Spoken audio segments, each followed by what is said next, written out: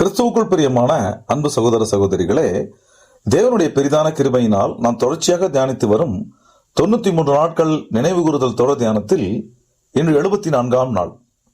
இன்றைய நம் தியானத்தின் தலைப்பு நினைவு கூறுதலில் நமது மனநிலை. அன்பான சகோதர சகோதரிகளே, அப்போஸ்தலராகிய பவுல் 1 கொரிந்தியர் 11ஆம் அதிகாரம் 33ஆம் வசனத்தில், என் சகோதரரே, நீங்கள் போஜனம் பண்ண கூடி வரும்போது ஒருவருக்காக ஒருவர் காத்திருங்கள் என்று சொல்கிறார். நினைவு கூறுதலில் அப்பமும் பாத்திரமும் குறிக்கும் அர்த்தங்களை ஆராயும் போது அது விவாதம் அல்லது குற்றஞ்சாட்டும் மனப்பான்மையுடன் இருக்கக்கூடாது. தாழ்மையுடனும் அன்புடனும் செய்யப்பட வேண்டும். அது தேவ ஆராதனைக்குரிய மற்றும் சகோதர அன்பின் நேரம். பிரிவை உண்டாக்கும் கோட்பாட்டு வாதங்களுக்கு அங்கே இடமில்லை.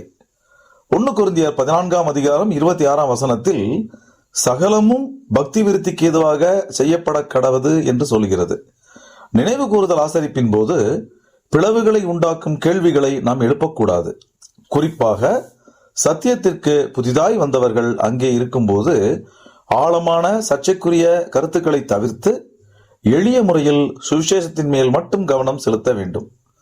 1 பேதுரு 4ஆம் அதிகாரம் 8ஆம் வசனத்தில் சொல்கிறபடி, அன்பு திரளான பாவங்களை மூடும். இந்த புனித நேரத்தில் அந்த அன்பு மட்டுமே நம்மிடம் மேலோங்கி நிற்கட்டும். இந்த நினைவு கூறுதல் ஆசரிப்பின் போது நமது மனநிலை எப்படி இருக்க வேண்டும்? எனக்கு தோன்றுகிறது என்கிற சொந்த கருத்துக்களை தவிர்த்து வேதாகமம் என்ன சொல்கிறது என்று பணிவோடு கேட்க வேண்டும். கிறிஸ்துவின் பலியை நாம் அனைவரும் இணைந்து துதிக்க வேண்டும். கர்த்தரால் நாம் பெற்ற தனிப்பட்ட ஆசீர்வாதங்களை பகிர்ந்து கொள்வது பக்தி விருத்தியை உண்டாக்கும்.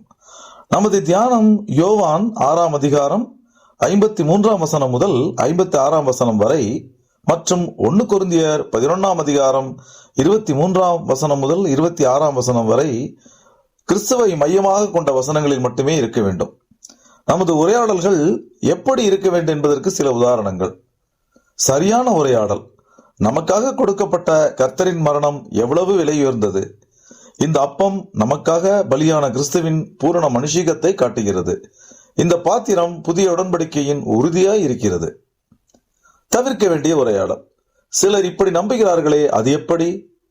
உபதேச ரீதியாக அவர்களுக்கும் நமக்கும் என்ன வேறுபாடு? அல்லது முடிவில்லாத தீர்க்க தரிசன கேள்விகள். அன்பு சபையை கட்டமைக்கிறது, ஆனால் வாக்குவாதம் ஆவிக்குரிய வளர்ச்சியை அளிக்கிறது. நினைவு கூறுதல் ஆசரிப்பில் வழிபாடு முதன்மையானது. போதனை என்பது 2ஆம் பட்சமே. அடையாளங்களை பங்கிட்ட பிறகு சிறிது நேரம் மௌனமாக இருப்பது ஆழமான தியானத்திற்கு சிறந்த வழியாகும். அதற்கு பிறகு தேவையற்ற விவாதங்களை தவிர்க்க வேண்டும். ஏனெனில் அந்த நேரத்தில் நம் உள்ளங்கள் ஏற்கனவே கர்த்தருடைய அன்பினால் இணைந்திருக்கும். யோவான் 4ஆம் அதிகாரம் 23ஆம் வசனம் முதல் 24ஆம் வசனம் வரை சொல்லுகிறபடி, கர்த்தர் ஆவியோடும் உண்மையோடும் தம்மை தொழுது கொள்கிறவர்களையே தேடுகிறார். ஒரு வெற்றிகரமான நினைவு கூறுதல் ஆசரிப்பின் முறைமை இவைகளே. எல்லோரையும் கிறிஸ்துவின் அன்போடு வரவேற்க வேண்டும்.